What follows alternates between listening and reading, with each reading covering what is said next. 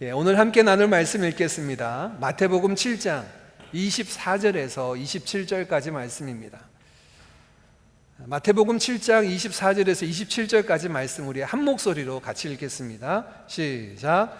그러므로 누구든지 나의 이 말을 듣고 행하는 자는 그 집을 반석 위에 지은 지혜로운 사람 같으리니 비가 내리고 창수가 나고 바람이 불어 그 집에 부딪히되 무너지지 아니하나니 이는 주추를 반석 위에 놓은 까닭이요 나의 이 말을 듣고 행하지 아니하는 자는 그 집을 모래 위에 지은 어리석은 사람 같으리니 비가 내리고 창수가 나고 바람이 불어 그 집에 부딪힘에 무너져 그 무너짐이 심하니라.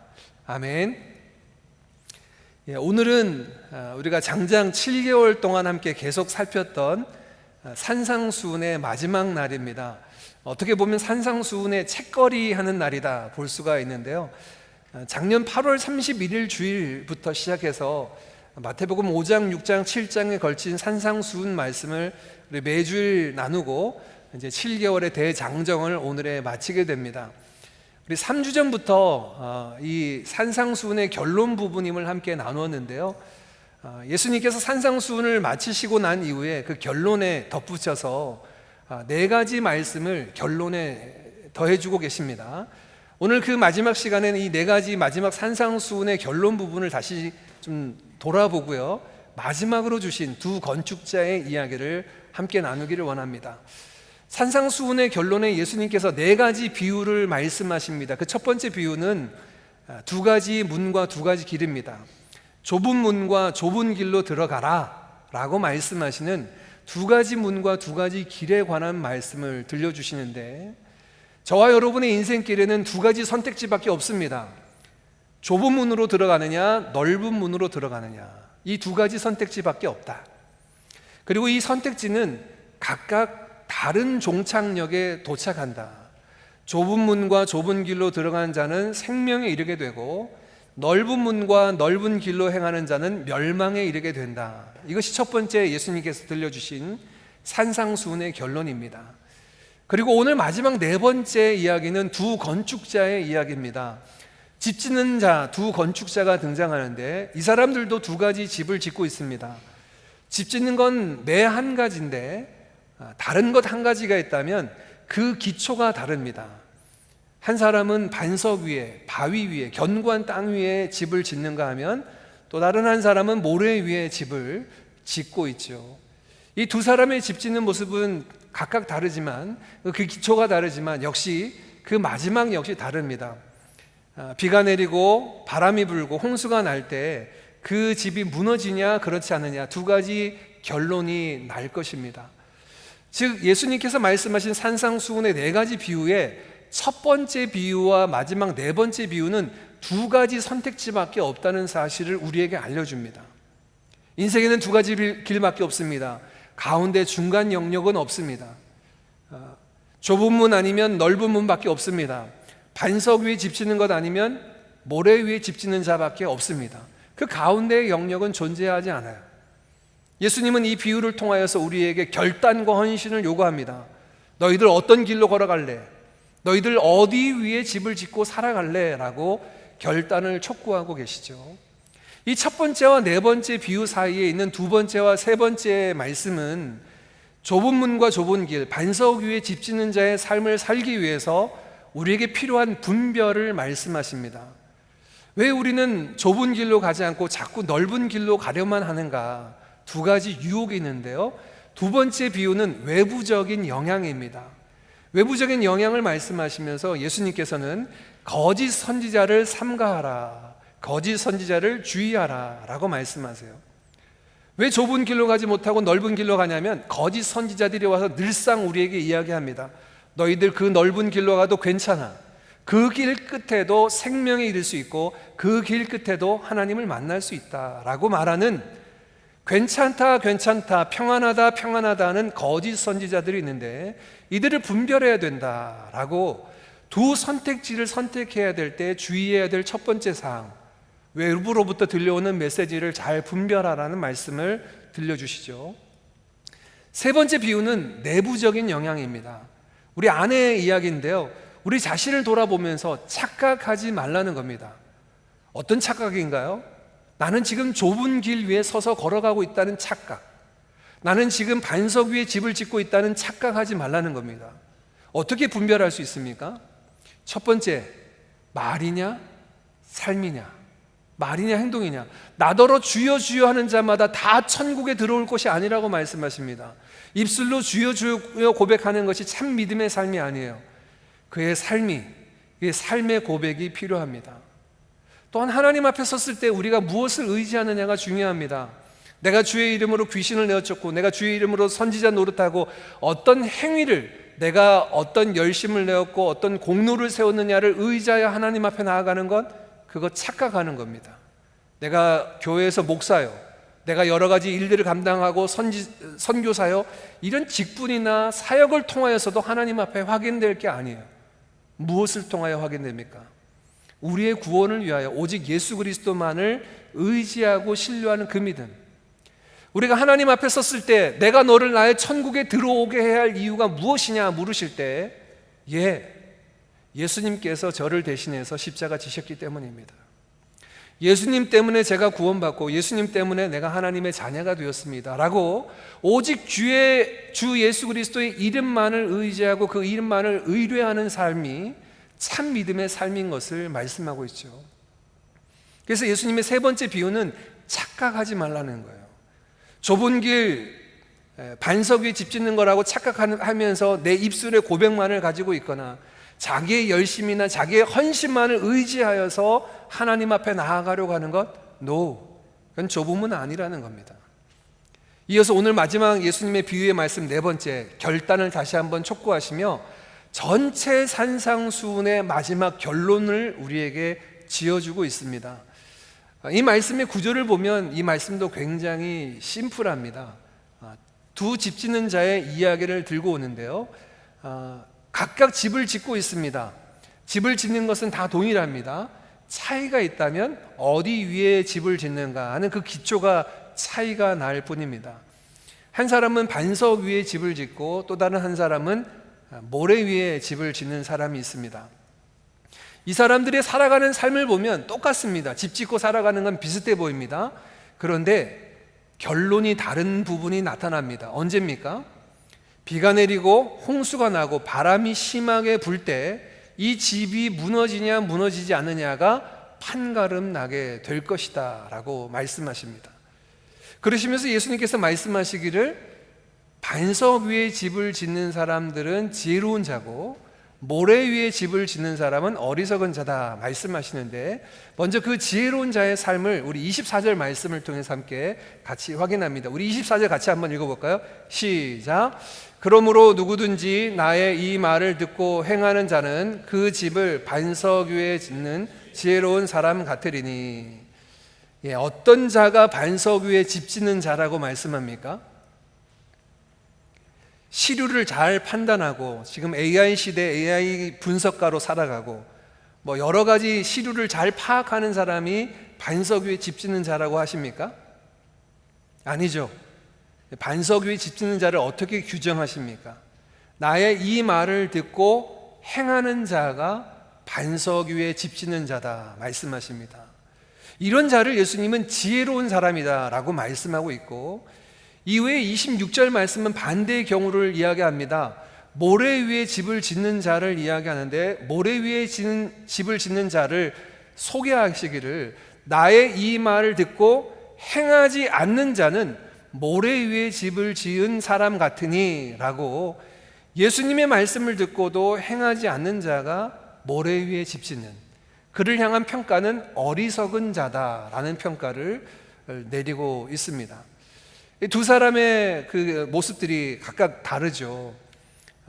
앞서 말씀드렸던 것처럼 이 두 사람에게 닥칠 차이는, 나올 결과의 차이는 비가 오고 홍수가 나고 바람이 불 때입니다. 비 오고 홍수가 나고 바람이 불 때 그 무너짐에 대해서 나뉘어진다 말씀하고 있는데, 그럼 언제를 말씀하시는 걸까요? 언제 비 오고 언제 폭풍우가 내리치고 홍수가 나는 것을 말씀하고 있을까요? 비 오고 바람 불고 홍수 나는 시기는 크게 두 가지로 볼 수 있습니다. 첫째는 우리 인생의 위기의 때입니다. 고난을 만나고 환난을 맞닥뜨리고 어려움을 만났을 때, 그때가 비바람 칠 때, 바람이 불어오고 홍수가 넘쳐나는 그 시기일 텐데요, 그때가 되면 우리의 인생이 어디 위에 세워져 있는지 극명하게 드러나게 됩니다. 그 인생이 흔들리거나 무너져 내린다면 모래 위에 집을 지은 거겠죠. 그 인생이 그 어려움 속에서도 흔들리지 않는다면 반석 위에 집 지은 자가 될 것입니다. 두 번째, 비 오고 홍수 나는 때가 있습니다. 그것은 우리의 인생의 마지막 때, 또는 예수님께서 이 땅에 다시 오시는 마지막 심판 때를 비 오고 홍수 나고 바람 부는 때라고 예수님은 말씀하십니다. 그때가 되면 우리의 인생을 결산할 때가 되는데, 그때 우리 인생이 하나님 앞에 온전히 서게 되는가, 아니면 심히 무너져 그 집을 지킬 수 없을 때가 되는가, 그때 판결이 나게 될 것입니다. 자, 이렇게 예수님의 비유는 굉장히 심플합니다. 그런데 여러분, 한번 생각해 보자고요. 예수님께서 이 산상수훈의 마지막을 왜 이 비유로 마치고 계실까요? 왜 집 짓는 자의 비유로 우리에게 무엇을 교훈하려고 하실까요? 집 짓는 데 있어서 사실 중요한 것은 여러 가지가 있겠죠. 집을 짓는 재료도 중요하고, 집 짓는 자의 설계도도 중요하고, 여러 가지 중요할 텐데, 예수님은 집 짓는 것에 가장 중요한 것은 기초다라고 기초만 지금 말씀을 하고 계시는 겁니다. 그 기초가 무엇이냐? 예수님의 말씀을 듣고 행하느냐 행하지 않느냐, 이것이 반석 위에 집 짓느냐 모래 위에 집 짓느냐, 이 두 가지의 차이로 나타날 것이다 라고 말씀하고 있습니다. 이 두 가지 나눠지는 모습을 왜 예수님이 이 비유로 말씀하셨을까? 왜냐하면 인생을 나누는 것이 마치 가장 중요한 이 기초 부분이 무엇이냐에 따라 나누어지기 때문에 그렇습니다. 하나님의 말씀을 듣고 그 말씀을 따라 살아가는 것은 인생의 기초와 같습니다. 하나님의 말씀이 우리의 삶에 가치관을 가져다 줘요. 무엇이 가치 있고 무엇이 가치 있지 않은지, 하나님의 말씀이 우리의 삶의 우선순위를 정해줍니다. 하나님의 말씀이 옳고 그름을 가름하는 기준을 알려줍니다. 무엇을 해야 하는지 하지 말아야 하는지에 대한 그 기준점이 되는 말씀이 하나님의 말씀이죠. 그러니 집 짓는 기초와도 같습니다. 인생을 살아가는 데 있어서 우리는 저마다 인생의 집을 지어가고 있는데, 이 집 짓는 인생 가운데 가장 중요한 것이 있다면 기초예요. 이 기초가 어떻게 쌓여져 있느냐에 따라서 가치관이, 세계관이, 우선순위가, 옳고 그름의 기준 자체가 다르기 때문에 다른 인생을 살아가게 되는 것이고요, 그런 인생의 끝을 맞게 될 그 결론 부분도 달라지게 됩니다. 예수님께서 특별히 마지막 비유를 인생의 기초 부분을 하나님의 말씀 위에 두고 있느냐, 이 말씀을 따라 살아가고 있느냐라고 말씀하시는 것은 굉장히 중요한 기준이 되죠. 자, 여기까지 여러분 말씀을 드리면 오랫동안 신앙생활 하신 분들은 좀 불편하신 것이 하나 있어야 되는데요, 전혀 불편하지 않으세요? 뭐가 불편해야 되는데요. 왜냐하면 우리 교회 안에 신앙생활 하면서 우리는 오랜 논쟁을 하는 주제가 있죠. 믿음이냐 행위냐, 하나님의 은혜냐 아니면 우리의 삶으로 구원을 받느냐. 근데 오늘 지금 예수님께서 말씀하신 것을 보면 행위 쪽에 무게추를 두시는 것 같아요.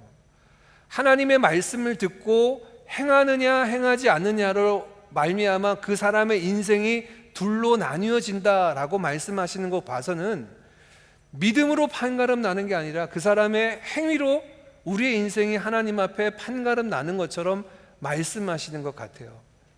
그러나 그렇지 않습니다. 오늘 예수님 말씀하시는 것은 행위에 방점을 두고 말씀하시는 게 아닙니다. 예수님은 믿음으로 사는 삶이 어떻게 우리의 삶에 나타나야 할지를 결론적인 부분으로 말씀해 주시는데, 이 부분을 잘 설명하는 성경 구절이 야고보서 1장에 있습니다. 야고보서 1장 22절부터 25절 말씀, 좀 긴 말씀이지만 우리 말씀을 이해하기 위해서 같이 한번 읽어보겠습니다. 시작. 너희는 말씀을 행하는 자가 되고 듣기만 하여 자신을 속이는 자가 되지 말라. 누구든지 말씀을 듣고 행하지 아니하면 그는 거울로 자기의 생긴 얼굴을 보는 사람과 같아서 제 자신을 보고 가서 그 모습이 어떠했는지를 곧 잊어버리거니와 자유롭게 하는 온전한 율법을 들여다보고 있는 자는 듣고 잊어버리는 자가 아니요 실천하는 자니 이 사람은 그 행하는 일에 복을 받으리라. 아멘. 야고보서의 주제가 행함으로 드러나는 믿음이라고 하는 것을 주제로 하고 있는데, 야고보서 사도는 1장 2절 22절 말씀이 이렇게 얘기합니다. 너희는 말씀을 듣고 행하는 자가 되고 듣기만 하여 자신을 속이는 자가 되지 말라라고 이 말씀을 시작하는 거예요. 자, 이 말씀은 지금 우리가 나누고 있는 믿음과 행위라고 하는 것을 좀 나누어서 생각해 보려고 하는데요, 야고보는 뭐라고 말씀하고 있냐면, 진짜 믿음은 행위를 통하여 나타나는데 내가 믿노라고 하면서 듣기만 하고 또는 입술로 고백만 하면서 삶으로 그 삶이 나타나지 않는다면 자신을 속이는 자가 된다라고 말씀하는 거예요. 그러면서 23절부터 한 예화를 들어주는데, 거울을 보는 사람 예화를 들려줍니다. 거울에 여러분 아침에 이제 지금 교회 오시면서 한 번씩 다 거울을 보셨을 텐데요, 거울을 보면서 우리 얼굴에 묻은 티나 아니면 머리카락, 헝클어진 머리카락을 정리하고 빗을 빗고 오셨을 텐데요, 거울을 보면서도 내 모습이 지금 머리가 헝클어져 있고 얼굴에 뭐가 묻었구나 라는 것을 보고 나서도 뒤돌아서서 아무것도 행하지 않는 사람, 고치거나 닦아내지 않는 사람과 같다는 겁니다. 어떤 사람이요? 믿기만 하고 행하지 않는 사람이 그와 같다는 거예요. 듣기만 하고 행하지 않는 사람이 그와 같다는 거예요. 그런 믿음을 야고보 사도는 죽은 믿음, 가짜 믿음이라고 이야기합니다. 참 믿음이 아니에요. 듣고 그렇구나 이해하고 그냥 그대로 살아가는 건 진짜 믿음이 아니라는 겁니다. 그러면 하나님의 은혜는 어떤 은혜입니까? 25절, 자유롭게 하는 온전한 율법을 따라서 우리로 하여금 그 말씀대로 살아가는 자니 그는 그 믿음을 따라 살아가는 삶을 통하여 하나님의 복된 것들을 경험하게 될 것이다 라고 말씀하고 있죠. 자, 여러분, 오늘 예수님께서요, 내 말을 듣고 행하느냐 행하지 않느냐, 너희의 행위가 너희의 구원을 판가름한다, 너희의 행위가 너희의 삶을 판가름난다 하지 않았어요. 이 행위라는 게 뭐냐면 믿음의 표현이다 라고 하는 건데, 다시 돌아갑니다. 우리 한 절 앞절 다시 보여주시겠습니까? 마태복음 7장 24절 말씀 다시 보면, 그러므로 누구든지 무엇을 행하는 자입니까? 네, 나의 이 말을 듣고 행하는 자예요. 자, 행위가 방점이 아닙니다. 무엇이 중요하냐면 행위의 내용물이 뭐라고 말씀하시냐면 나의 이 말을 듣고 행하는 자, 즉 행위의 내용은 주님의 말씀을 듣고 행하는 것을 얘기하는 거예요. 아무거나 행하는 것 말고요, 하나님의 말씀, 주님의 말씀을 듣고 행하는 자가 반석 위에 집지는 건데, 이 행위는 반드시 무슨 내용을 가지고 있어야 되냐면 예수님이 들려주신 말씀입니다. 근데 여기서 우리 한 걸음 더 들어가야 되는데, 예수님의 말씀을 행하는 이유는 뭐냐면 예수님이라고 하는 분을 내가 나의 주, 나의 하나님으로 모시고 그분의 권위를 인정하기 때문에 행하는 겁니다. 자, 다시 합니다. 여러분 얼굴 보니까 한 번 더 해야 될 것 같아요. 자, 오늘 예수님께서 행하고 행하지 않고라고 말씀하셨는데, 그 행하고 행하지 않고의 근본적인 내용물은 뭐냐면 나의 이 말을 듣고입니다. 똑같습니다. 이 두 사람은 다 예수님의 말씀을 들었습니다. 즉 우리가 행하는 내용은 예수님이 하신 말씀이고, 왜 우리가 예수님의 말씀대로 행하냐면 예수님을 나의 주 나의 하나님으로 믿고 고백하기 때문에 행하는 거예요. 모래 위에 집을 지으는 사람은 말씀을 듣긴 들었지만 행하지 않아요. 왜 행하지 않습니까? 예수님의 권위를 인정하지 않고 예수님이 주신 말씀이 내 삶의 정답과 가장 유효하다라고 하는 하나님의 뜻이라고 하는 사실을 인정하지 못하니까 행하지 않는 거예요.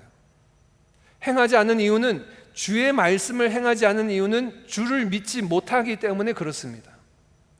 그러니 오늘 예수님께서 말씀하신 나의 이 말을 듣고 행하는 것은 믿음으로 주를 신뢰하고 그 말씀 안에 거하는 것을 말하고, 나의 이 말을 듣고 행하지 않는 것은 예수 그리스도를 참 하나님, 참 구원자로 믿지 않기 때문에 그 말씀대로 신뢰하여서 살아가지 못하는 거예요.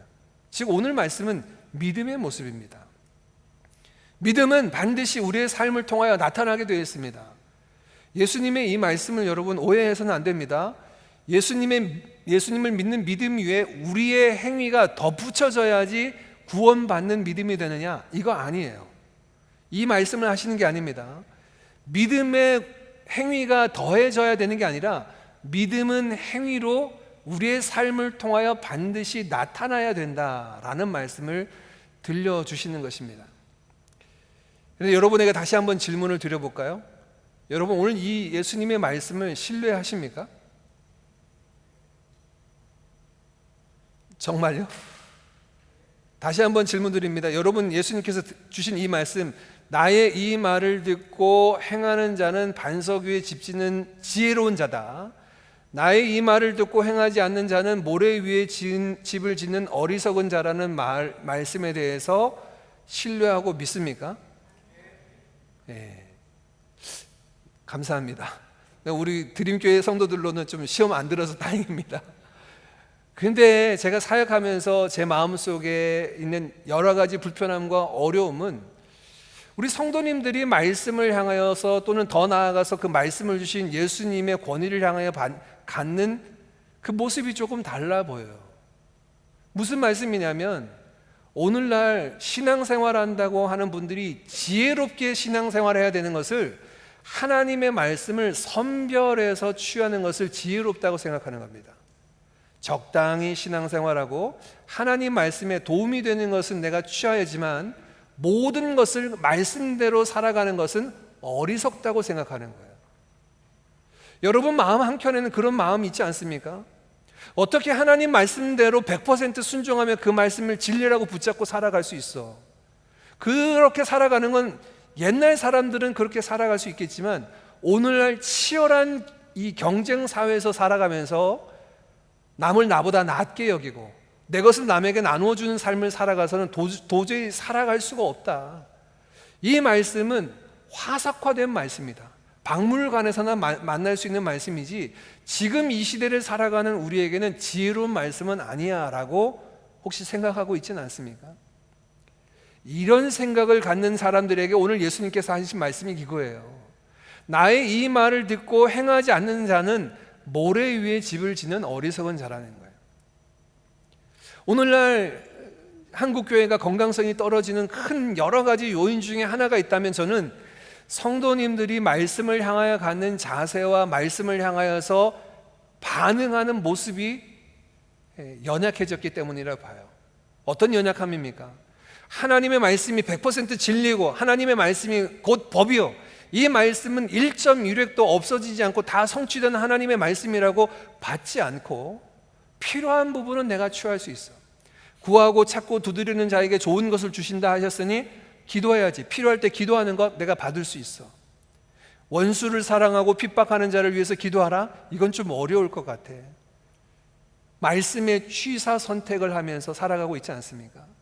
또는 세상에서 살아가면서 성경 말씀 이외에 세상에서 말하는 많은 삶의 도리가 더 지혜롭고 더 우리의 삶을 윤택한다고 생각해서 때때로 말씀보다 세상의 가치관이나 세상의 방식들을 취하면서 살아가면서 내가 이것이 지혜로운 삶이다라고 생각하고 있지 않습니까?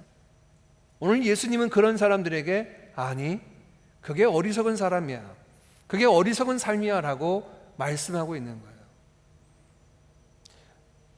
지혜는요, 하나님의 말씀을 말씀대로 여기고 변치 않은 하나님의 말씀을 진리로 여기고 모든 세대 모든 사람들에게 가장 유효하고 가장 옳은 말씀으로 받고 그 말씀대로 살아가는 삶일 줄 믿습니다. 이것이 오늘 산상수훈의 예수님께서 결론 부분에 말씀하고자 하는 부분이에요. 산상수훈은 기독교 윤리의 대장정이라고 불립니다. 우리 크리스찬들이 가지고 있는 크리스찬의 윤리의 교과서와도 같은 말씀이 산상수훈에 담겨져 있어요. 하나님께서 우리에게 말씀하신 의로움이 무엇이고 예수 그리스도를 따르는 제자들이 도달해야 될 서기관과 바리새인들보다 더 나은 의를 취해야 될 의가 무엇인가를 말씀해 주시는 많은 내용들입니다. 근데 이 말씀을 듣고도 우리 마음속 한켠에 이 말씀대로 살아가는 건 어렵고 또는 이 말씀대로 살아가는 것은 참 불편하고 힘들다라고 여겨서 말씀을 취사 선택하려고 한다면 여러분 기억하십시오. 내가 지금 모래 위에 집을 짓고 있구나. 정확하게 얘기해서 여러분이 하나님의 말씀을 향해서 어떤 반응, 어떤 자세를 취하는가가 여러분의 믿음의 현주소입니다. 그리고 여러분의 집이 지금 어디에 세워져 있는지가 드러나는 현주소예요. 우리 개인의 믿음의 집을 지금 어디 위에 짓고 있습니까? 하나님의 말씀을 향한 그 반응 위에 살펴보아야 합니다. 그러나 이 말씀은 예수님만 전해주신 말씀은 아니에요. 성경 전체에서 이 말씀을 우리에게 들려주고 계신데 특별히 구약 성경에서 우리가 두 곳을 좀 확인하기를 원합니다. 첫 번째는 모세를 이어서 이스라엘의 백성 지도자가 되었던 여호수아입니다.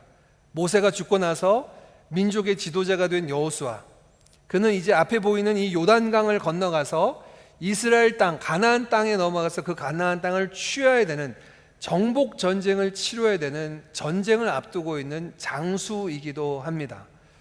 자, 이런 여호수아에게 하나님께서 다가오셔서 하신 말씀이 있습니다. 여호수아서 1장 7절 8절 말씀인데, 우리 7절 8절 말씀인데요, 같이 한번 읽어볼까요? 같이 읽습니다. 시작.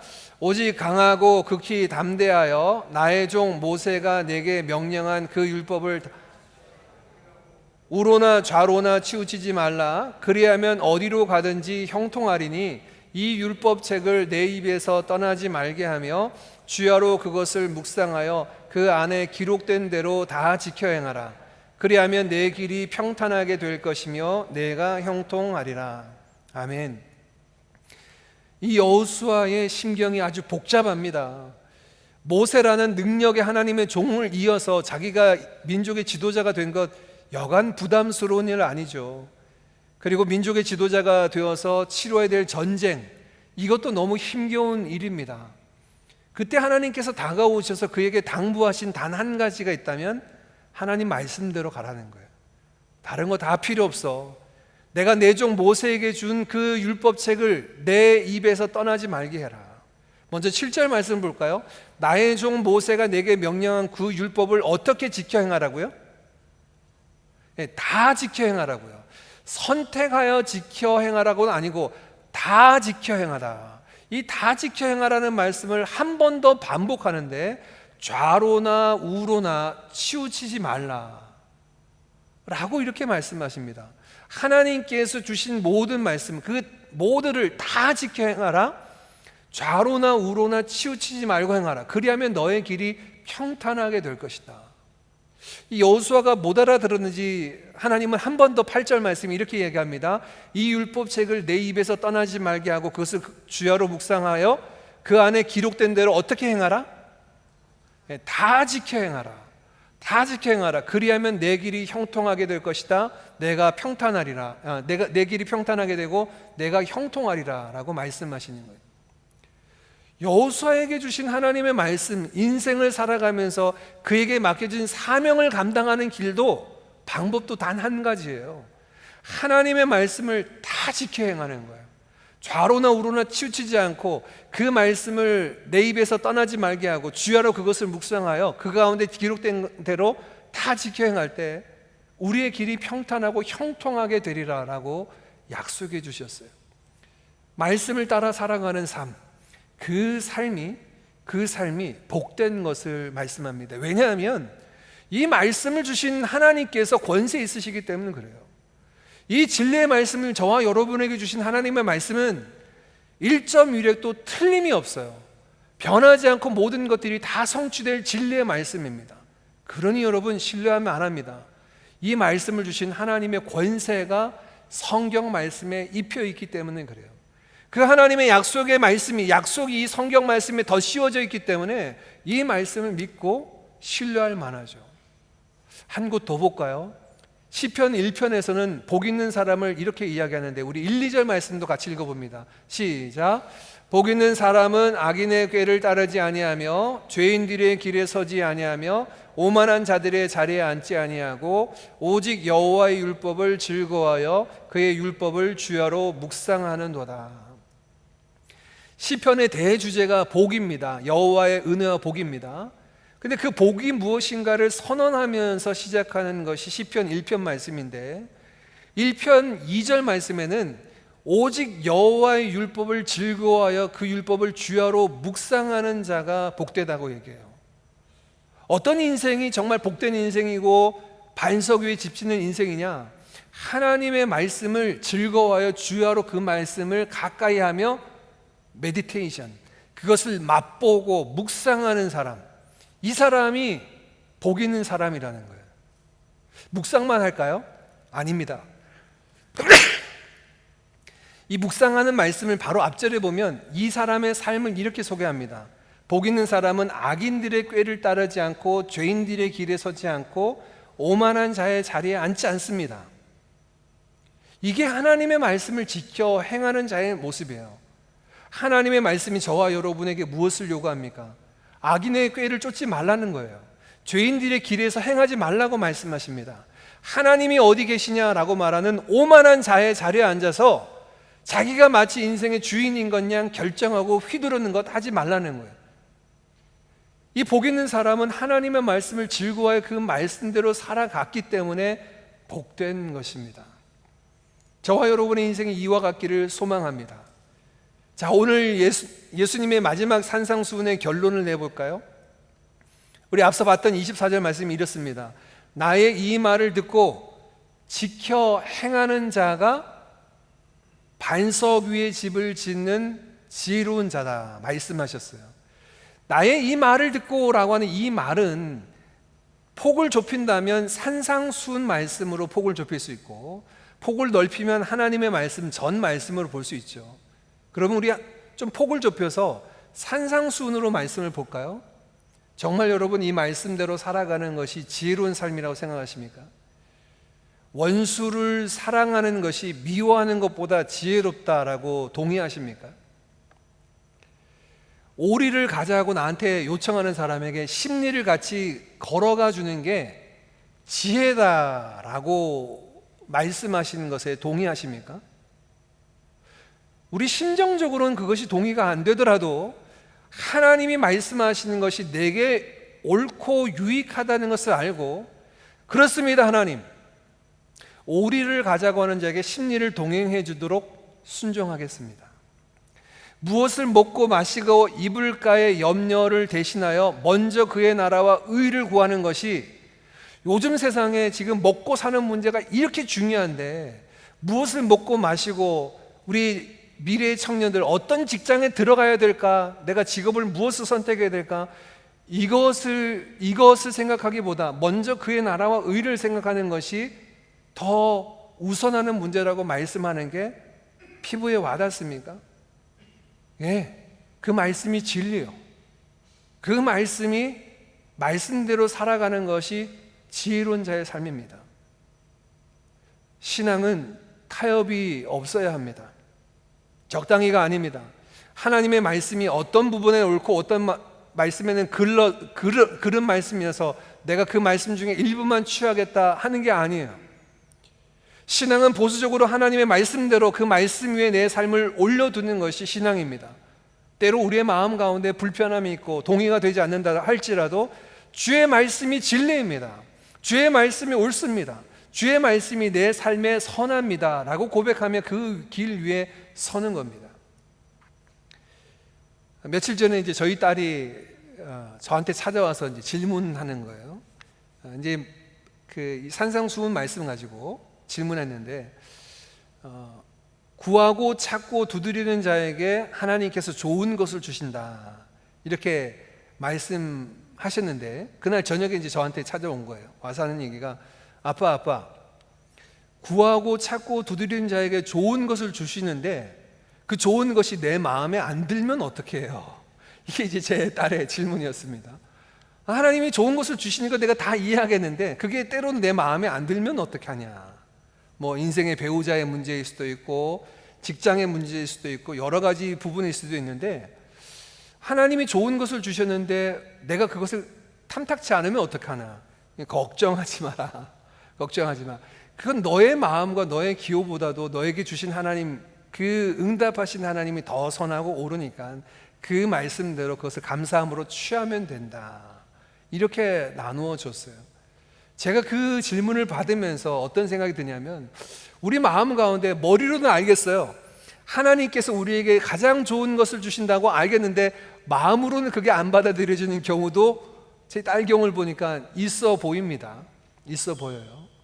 여러분, 그렇다 할지라도 주의 말씀대로 살아가는 것이 진리고 그것이 옳고 선하다. 우직하게 말씀대로 걸어가는 거예요. 말씀대로 걸어가요. 제가 강원도에서 태어나서 10살에 경상도 저희 외가 동네로 상주로 이사를 갔어요.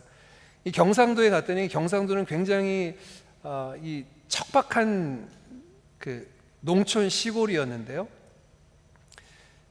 이제 저희가 출석하는 상주 남부교회라는 교회였습니다. 그 교회는 이제 너무 작다 보니까 담임을 맡으신 분이 목사님이 아니라 전도사님이셨어요. 담임 전도사님이 계셨습니다. 저희 초등학교 때 이야기예요. 국민학교 때 어느 날 이제 주일 예배를 드리는데 목사님이 이런 얘기를 해주시는 거예요.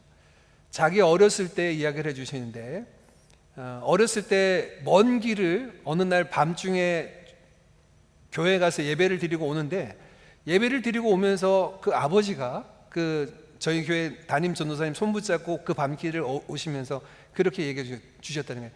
야, 정선아, 너 인생길을 걸어가면서 한 발은 하나님 말씀대로, 한 발은 내딛으면서 하나님 앞에 기도하며, 하나님은 말씀대로 한 발 내딛고 하나님께 기도하며 한 발 내딛고, 말씀대로 한 발 내딛고 기도하며 한 발 내딛고, 그렇게 걸어가야 된다라고 밤중에 집으로 돌아오면서 그 이야기를 손 붙잡고 들려주셨다는 거예요. 그래서 그 전도사님이 하신 말씀이 이래요. 제가 그 말씀을, 그 어렸을 시절 아버지 말씀을 듣고 평생 내가 그 말씀대로, 내가 주님 손 붙잡고 한 걸음 한 걸음 그 말씀대로 걸어가야 되겠구나, 그렇게 다짐하며 걸어왔습니다. 이런 말씀을 전해주신 겁니다. 제 초등학교 시절에. 근데 그 말씀을 제가 들을 때 참 인상 깊었어요. 인생길을 걸어가는 그 발걸음이요. 그 발걸음에 그 한 걸음 한 걸음 내디딜 때마다 하나님의 말씀이 우리의 걸음 가운데 있으면 참 좋겠다. 오늘 예수님께서 말씀하신 인생의 집 짓는 것 가운데 지혜로운 자의 삶요, 반석 위에 집을 지어서 어떤 홍수가 나더라도 무너지지 않는 그 견고한 집을 짓는 유일한 방법이 있다면 하나님 말씀대로 살아가기입니다. 오늘 주신 말씀대로 산상순 전체의 말씀이 우리에게 복이 되고 우리에게 은혜가 되고 우리에게 선이 되는 걸 믿고 하나님 말씀대로 우리의 발걸음이 옮겨지는 은혜가 있기를 주님의 이름으로 축복합니다. 주님 말씀하시면 우리 나아갑시다. 주님의 뜻이 아니면 멈춰 섭시다. 우리의 가고 서는 모든 것이 아버지의 뜻 가운데 있습니다 라는 믿음의 고백 위에 오늘 주님께서 들려주신 이 말씀처럼 반석 위에 집을 짓는 지혜로운 우리 모두가 되기를 간절히 원합니다.